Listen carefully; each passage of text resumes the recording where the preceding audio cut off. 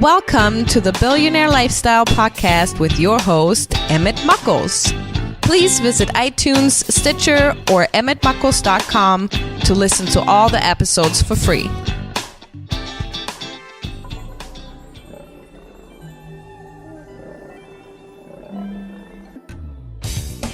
Ladies and gentlemen, welcome to the Billionaire Lifestyle Podcast.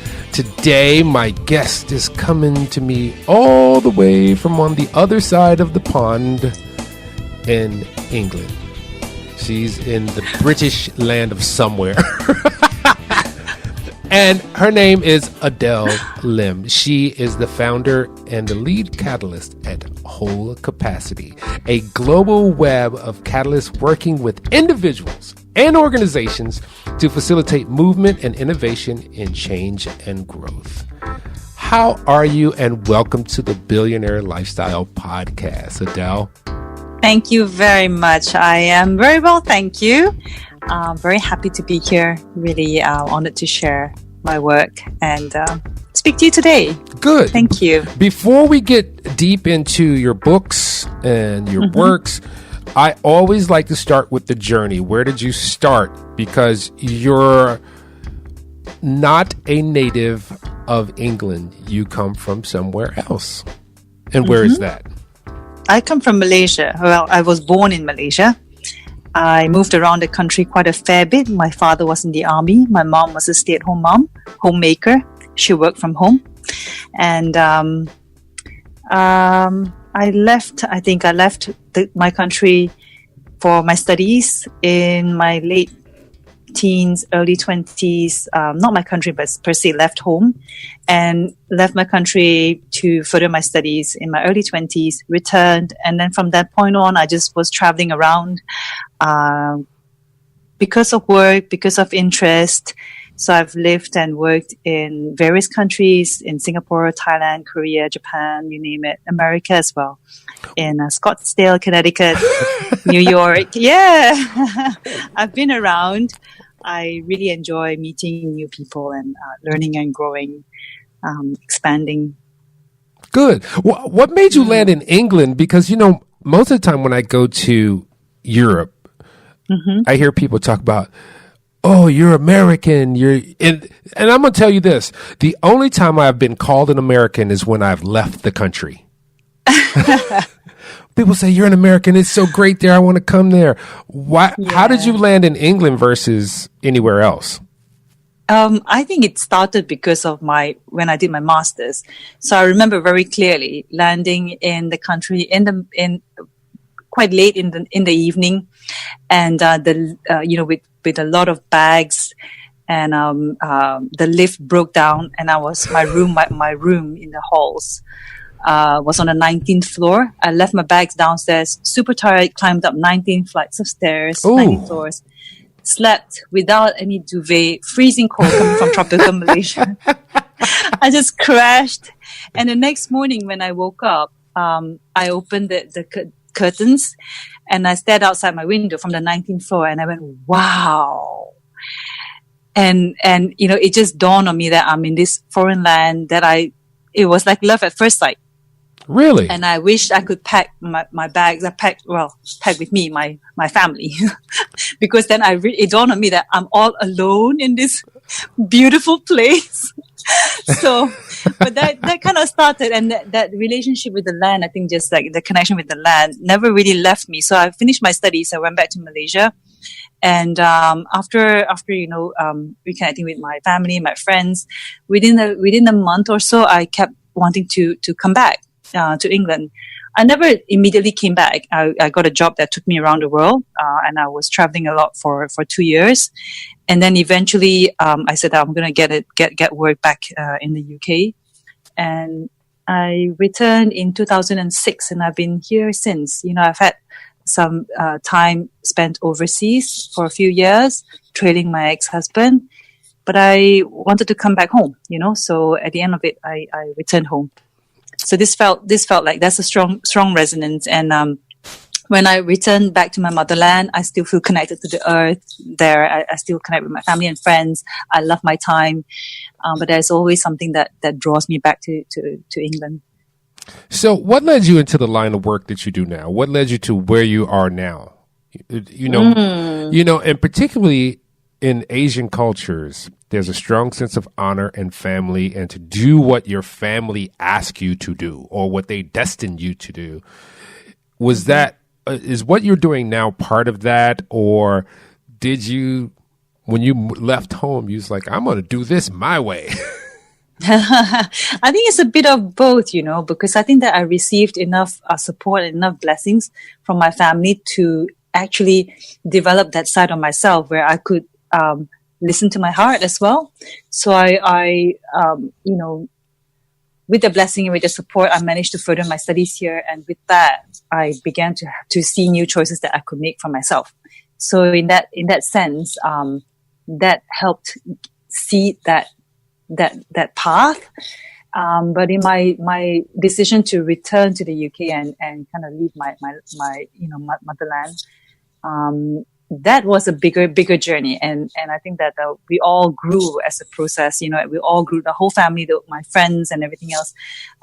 There is a level of acceptance that is required to break a certain tradition or a certain script or a certain, assumption that actually all of us held, and we never knew that we held it until we're at a crossroads and said, oh my gosh, I can't believe you're leaving us. Oh my gosh, I can't believe I'm leaving you, sort of thing. And I can't believe I'm doing this course that no one can understand. What is it? Things like that. So there is that unknown, stepping into the unknown, and we are all essentially on the same boat, even though it might not feel that way at that time when it took place. Oh, that's awesome. That's very awesome that you could find your path. And so let's talk about you developing what you do now. So how did you come to figure out that you needed to help people, that you had a way to help leadership and to help managers and to help individuals, move forward in their capacity as human beings?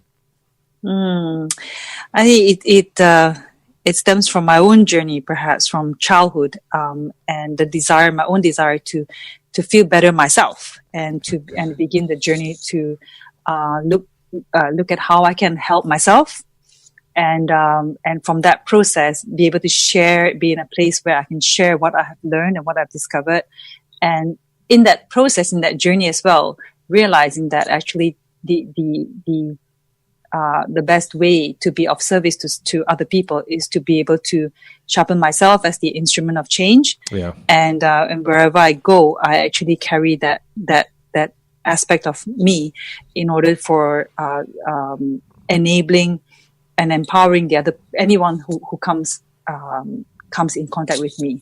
So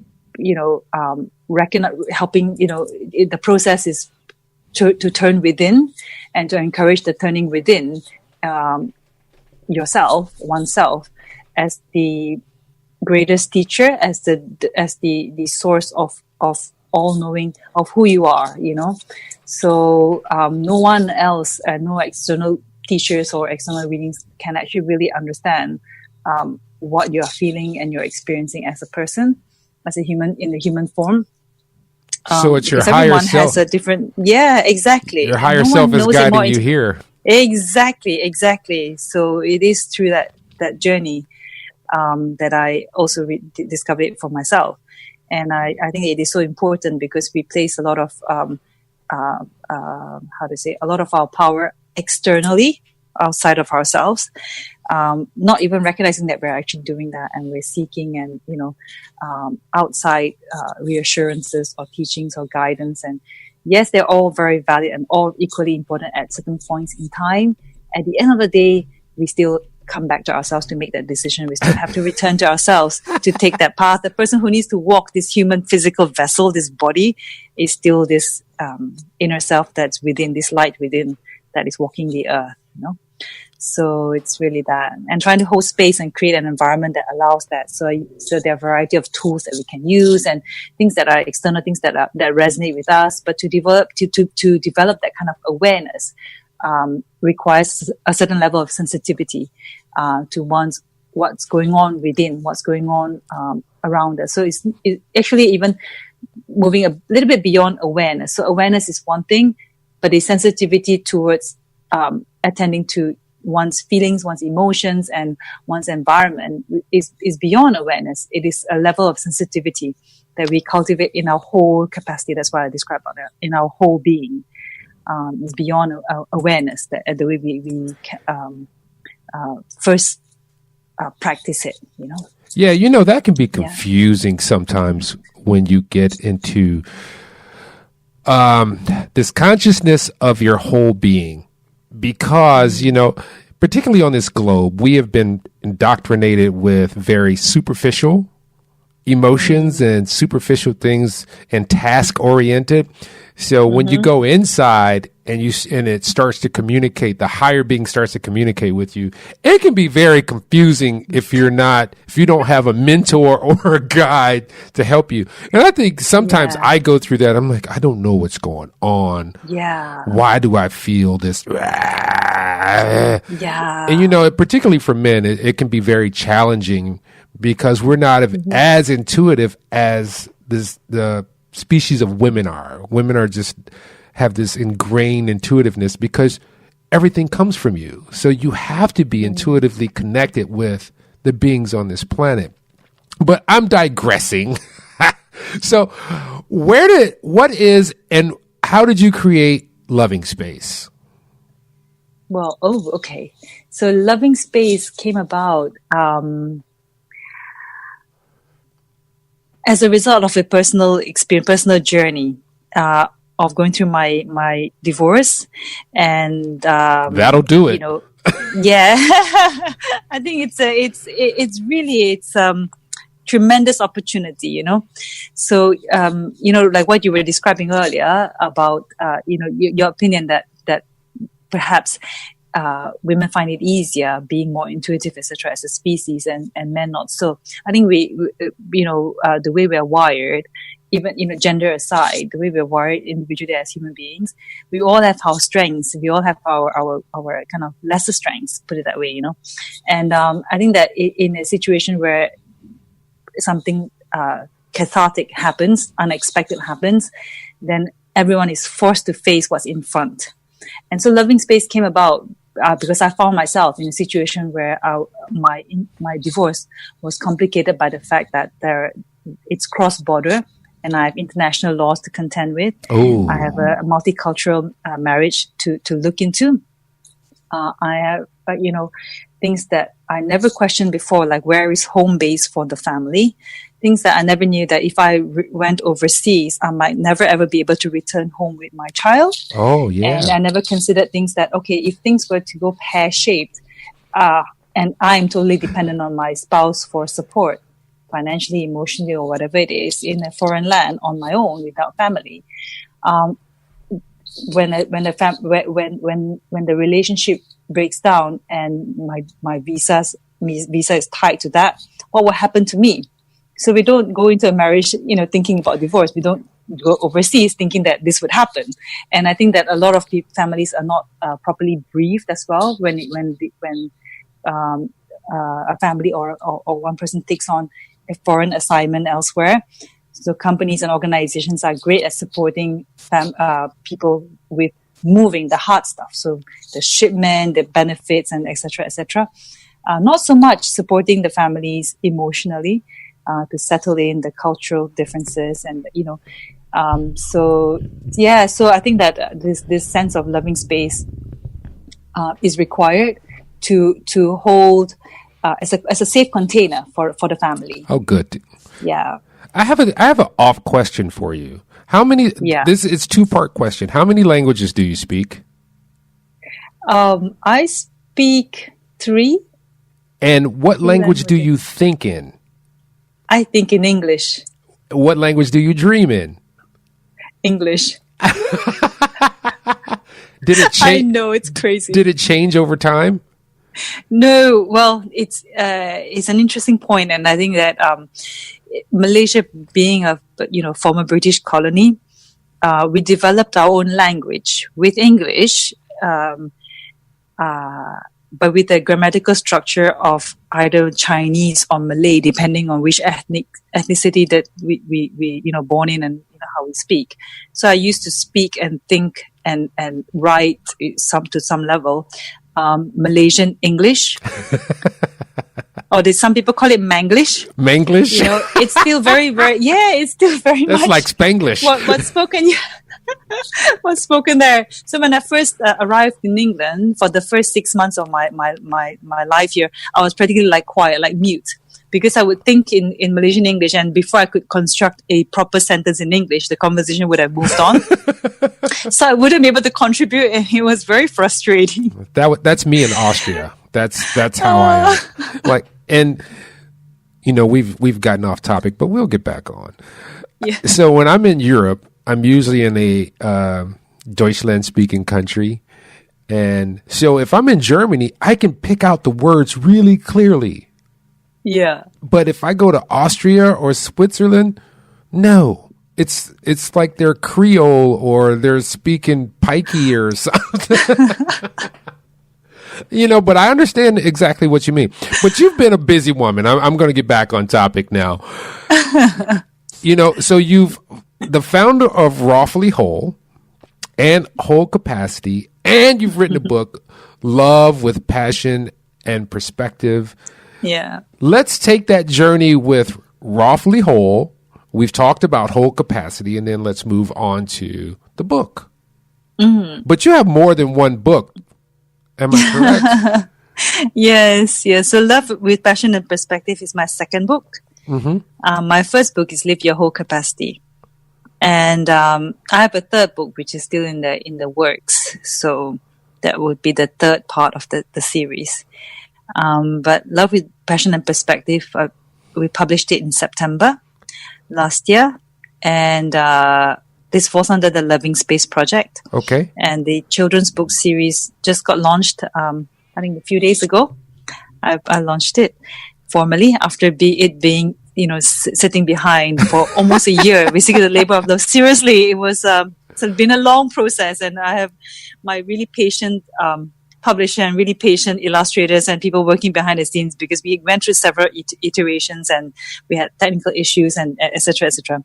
But eventually it's out, it's released, and I'm really excited about that. Inspired by my daughter, inspired by you know, my own experience of wanting to explain separation and divorce to a young child. Oh, that's experiencing difficult. This at 3-year-old, from a 3-year-old's point of view. In an international setting with two sets of grandparents, you know, from you know, in different countries, and the parents in different countries, you know, and then having a home base that mother defines as England. Oh yeah, so we're talking about like 5 countries. So the poor thing, you know, and I kind of was thinking to myself, where do I even begin? And I think that that kind of raised the whole question around families and family types, and how much assumption has been embedded in the system, in my own beliefs about what a family should look like and behave like. And actually, when I look at my own family and the situation that I'm in, and also a lot of my peers and my friends, it's not what we assume it to be. Mm-hmm. And but yet that is what's communicated directly or indirectly to the child. Hey, but you were our own behaviors. You were in a blended marriage too, so you ethnically weren't the same. Ethnically, yeah. Weren't the same. So how does that work out with communication, especially when you have a child? I know from my perspective, because I am the blended family king here in America. But, you know, we're all the same, but we're much different depending on where you are. You know, the foundations are the same, but how we move sometimes is a little bit different. So was that part of the understanding that you brought this about, you know, being able to communicate truthfully and hopefully with everyone in your life, especially your daughter? Yeah. It's in a way helping her to make sense of it by actually using her language, using her metaphors. So she would bring it up, she would raise it, and she would talk about it. But also using her drawings as well to make sense of the situation and what she's describing, what's in her foreground, you know. So that that process, of when it comes to even blended families, it's her experience of it would be very different. Her experience of it would be very unique. It's not my lens of it, where I grew up in Malaysia and I moved to the UK and I met my ex here, and we developed our own a separate, almost like we've been living a separate, different ways from how we would live back in our own place of birth, Yeah. And the same for her. So she was, her parents met and got together and everything else here in England, and then left the country. And she was born in Singapore, born in Asia. I wasn't born there, but I was born close enough to there. And what would be her experience of that, So it would be, and her exposure to the language, the accent, and things like that there. So it would be very difficult for me to explain to her if I tried to explain it to her in an adult way. Yeah. So it had to make, metaphorical. So where home is where love really brightly speaks to her, which is what the book 1 is about. And then the book 2 is about, how we have many lands and what communicates between all of it. It's the one bridge, and it's the bridge of love. And the third book is about the adventure of friendship. So where, sometimes making friends it can be easy, it can be difficult. And actually friends come in all shapes and sizes and also come from very different families. This family might have only a single parent. The other family might have parents who have adopted them, or et cetera, et cetera. Or 2 moms and 2 dads, and 2 moms and 2 dads, precisely. Yeah, precisely. So it's very different. Yeah, it's even very different than when even 20 years ago, the whole diaspora globally is changing so rapidly. And we were having this conversation yesterday about, I work with some people that do a lot of customer service over the telephone. And a gentleman brought up the fact, he's like, sometimes I don't know how to address someone. I can't tell if they're male, female, or what, and I don't want to make the mistake. I was like, that's a good one, but the things aren't defined. Everything's flowing out now and starting. It's going to be settling in the next couple of years. So yeah, one of the things I wanted to ask you, because when I looked at your website and when I was looking at your information, you were talking about whole, and one of the things that stood out was rawfully whole. When I immediately saw that, I thought about food. Is that encompassed too, or is it? What? Yes, actually, that's a very, very good point, because rawfully whole came about from my personal experience with food and oils. So spot on. So it did its job. Yeah, I mean, because it's heart speaking to heart. Yeah, that's a whole movement. I remember when I first heard about the raw food movement, which was back in about 2007, 2008, and there was this blogger named Steve Pavlina, and he just went whole hog on it. This was when nobody was talking about it. I was like, why would you only eat raw food? That's weird. Now I'm plant-based. I've moved the meat to the really small section and moved the plants and vegetables and grains to the big side of it, because it's helped me out. That's how you age gracefully. But so explain how that rawfully whole pulled out. You said it started with a journey about food, or exploration about food. Yes. So whole capacity, I developed it, over time, because my first book as well took 7 years to get written and published because of life journey and et cetera, and I was moving from corporate to being a mom and, immerse myself in it. So when I entered motherhood, a whole new world opened up for me.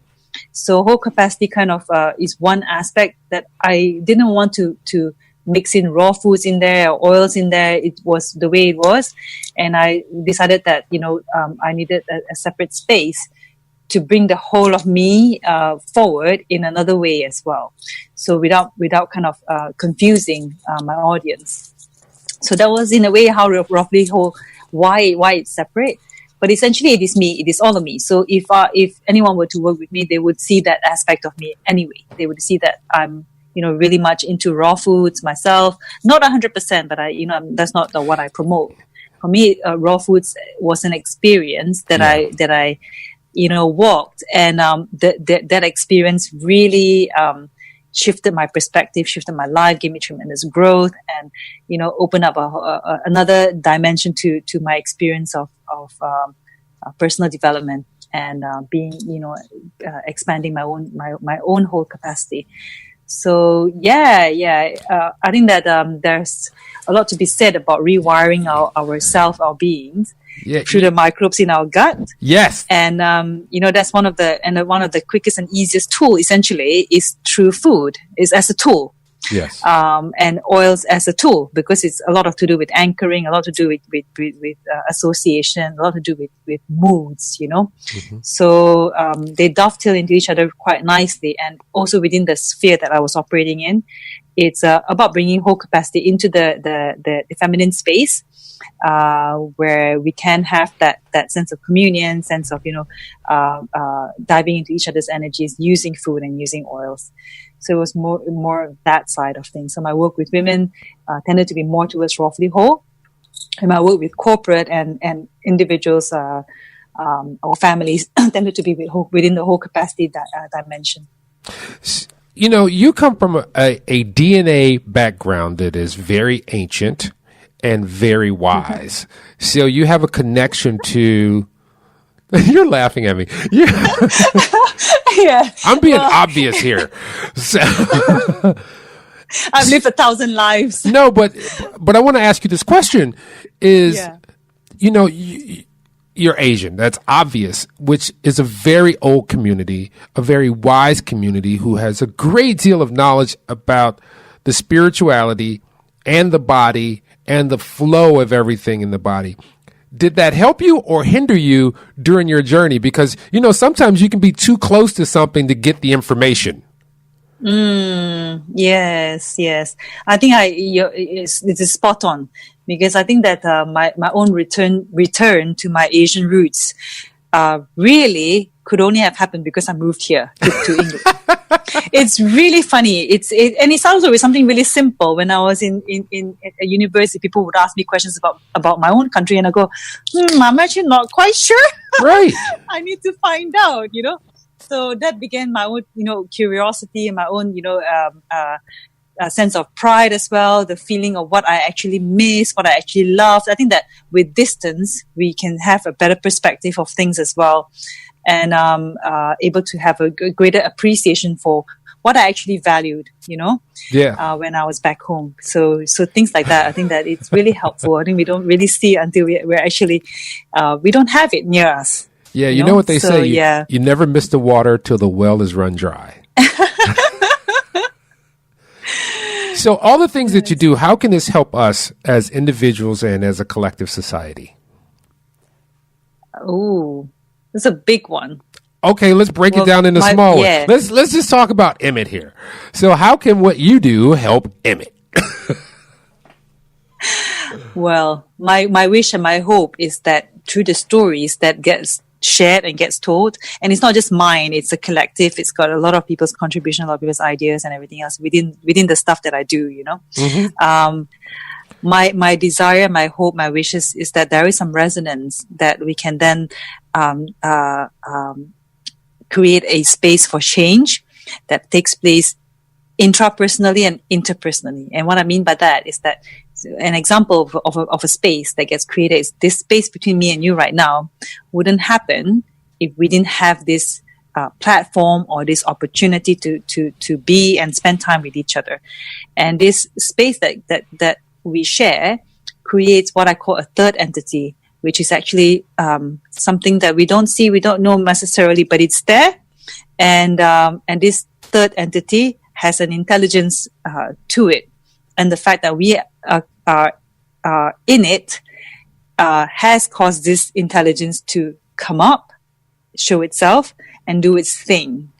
And it's, I know it sounds a bit weird. I like how you said to do its thing. It's going to show up and do its thing. It will do its thing. And when we turn away and we walk away from this conversation, something has changed within ourselves. We might not realize it then, because something has changed subtly through what we're saying to each other. We could be replaying a conversation. We could be picking up some insight that has taken place through the conversation with anything, but something has definitely shifted because of this space that we create between people. But you know what?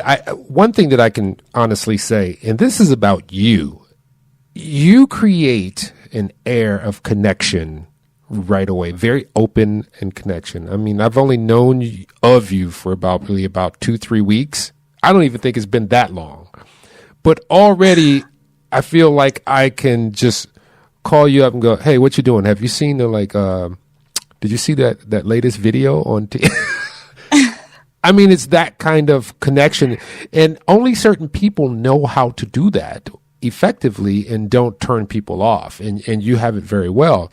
So now I understand how you've created this whole space, this whole loving space, because you understand the energy that goes around this.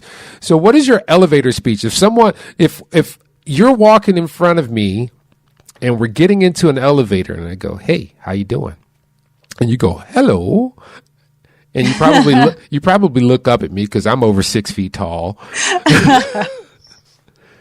and I ask, "What do you do?" And we have about 30 seconds to get to where either one of us is getting off. What would you say? I create spaces that inspire innovation, freedom, and joyful growth. Wow, that was good. I thought you were going to be unprepared. She's like, "Wow, gotcha."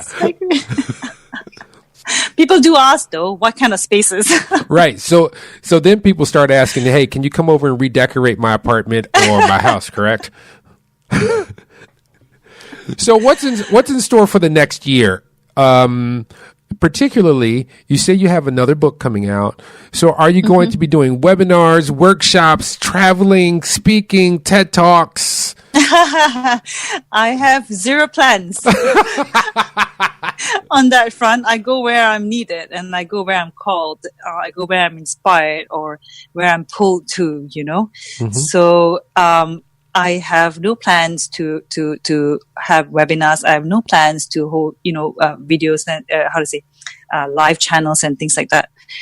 Zero. My focus right now is to bring what is already I'm seeing into form. And what I mean by that is my third book, my set of oracle cards based around essential oils. Those are the two that is like really right now what's happening. So, and then the rest I will leave it to magic. So what about if someone listens to this show and they go, "Oh, I'm so interested in her. Oh, I want to work with her. Oh, we. I'm silly. So then, do you do one-on-one sessions helping people? I do. If someone reaches out? Yes. So continuing what I actually already do in a sense. I do take consulting work with organizations, with individuals. I do one-to-one. I do bespoke interventions, facilitation. I write, I speak, I host circles, I host events. So it just really depends on. So you do. Aha! I do. Yes, I do. But I have no plans. I don't have like a set schedule. So I have a rough idea of what I'm going to do. So you're in the flow. But I do go with it because I can't help but to plan, but I can't help but to change my plans. So that is the kind of. That's very human. I think that you resonate with that, no? That's very human. Yes, yeah. Sometimes it can be a problem because, you have a task that you want to focus on, but then the wind comes and it changes and it pushes you. It's like Tai Chi. It just pushes you smoothly in a different direction. It is. Yes. And I have to buckle and it's down. I get more done when I follow that flow and honor that flow. When I resist it, it's not just me that gets pained, it's all the other parties that also get pained from the process. Yeah. So if we try to fight, go against that through willpower, yes, we might get things done, but the end product will be very different from when I allowed the flow to take place, give it the chance to take place. The kind of people that I meet as a result of a little detour isn't a mistake, Yeah. It's all part of the process. All right. So how can people reach you? Write to me, follow me on Facebook, Be Instagram, specific with this because, you have a name that's like Sam Smith. Yeah. There's like 50 million Asian women named Adele Lim. One of them is a writer and very prominent person in the United States. Yes, I know. My senior in high school. Is that honestly true? Is that true? It is true. I wasn't kidding you. She's my senior and I really look up to her as well in her writings, So we used to write for even the same newspaper back in Malaysia. It's a small world. And but I have an M in the middle. I've kept the M as an initial to honor my ex-husband. Okay. And because a lot of these things that I'm doing today, the things that you see, is as a result of my journey as well, with him. And to really honor that place that he has in my life, So yeah. So, but you have to you have to give me your website. Yeah, okay. So my Facebook name is Adele M Lim, and for Twitter and Instagram, it's at whole capacity. So it's whole capacity.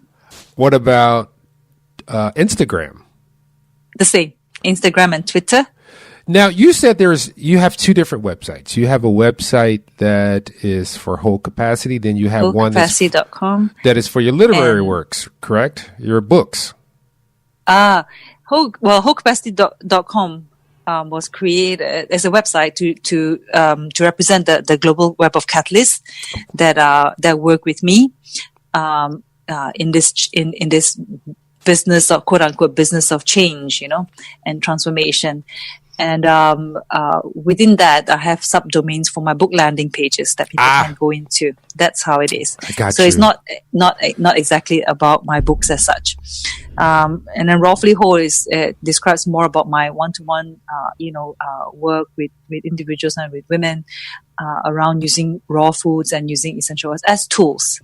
So it is part of me. And somebody finds me on Whole Capacity and engages me, I will definitely talk about my work in with raw food and my work with oils as well. So it's not different. It's just what I think is the resonance that draws people to particular. It's a different channel, basically. It's like, yeah. Very good. Very, very, very good. So, close your eyes. See, I'm so attentive. And we're going to get calm for a minute.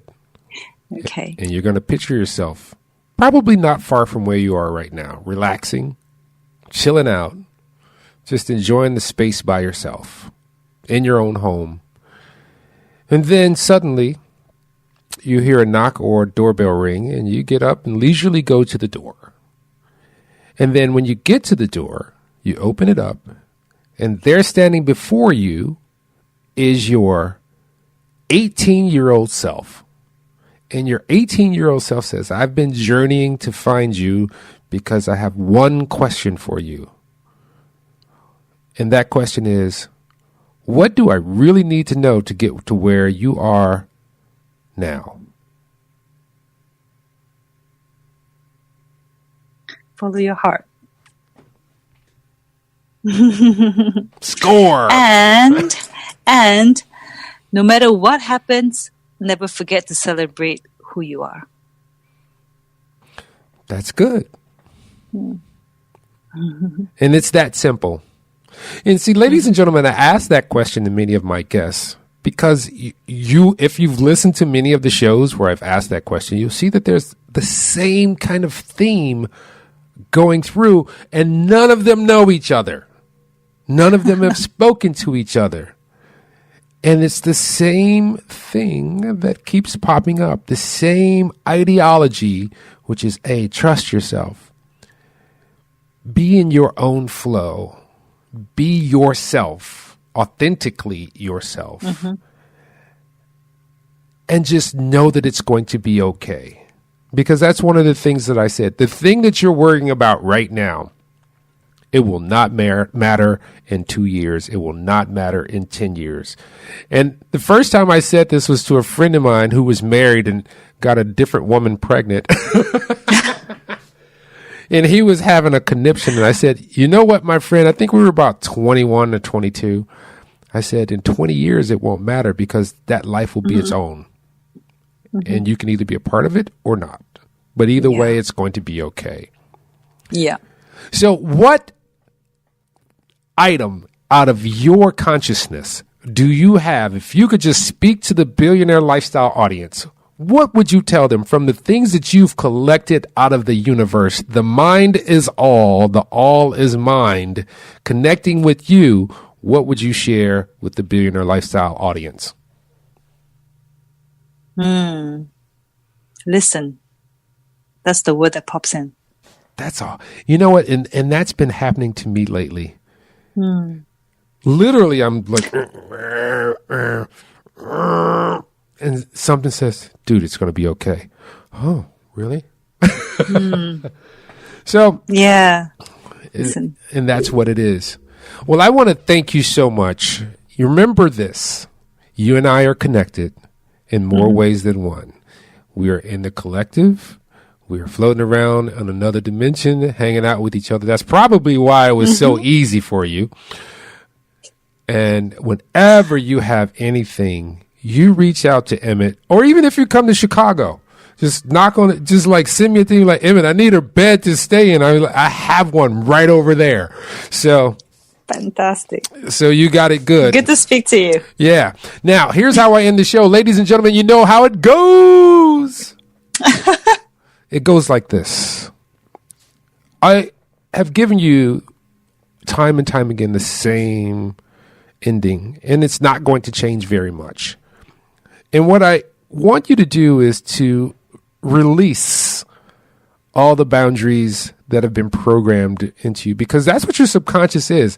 It is the programming of who you are now from your experiences, whether they felt negative or they felt positive. How you perceive them is what the programming sunk in as.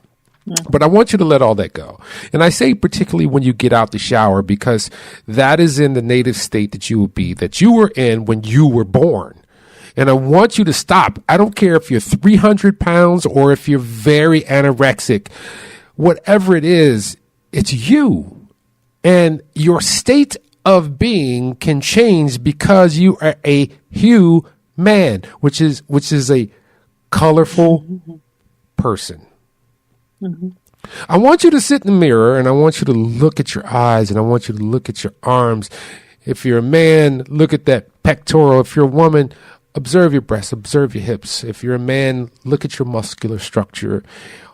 Whether you're skinny, fat, or very fit, it doesn't matter because you have control over it all. But the important part is I want you to appreciate what state it's in at this very moment. Start with getting close to the mirror. Get about 6 to 12 inches away from the mirror. Open your eyes wide. And I want you to notice that there are two galaxies separated by a thing that brings air and energy into your body. I want you to look at those things on the either side of that channel that brings air into your body and realize that they are galaxies. They are the fractal of the universe, which means they're the eyes to your soul. And I want you to look at how they change when the light hits them, because they are reacting to their atmosphere. Take that in. Then when you journey out into the world and you meet another human being, I want you to treat that human being like you want to be treated in your state. Till next time, love you all. Leave prejudice behind because it's just prejudging. Peace.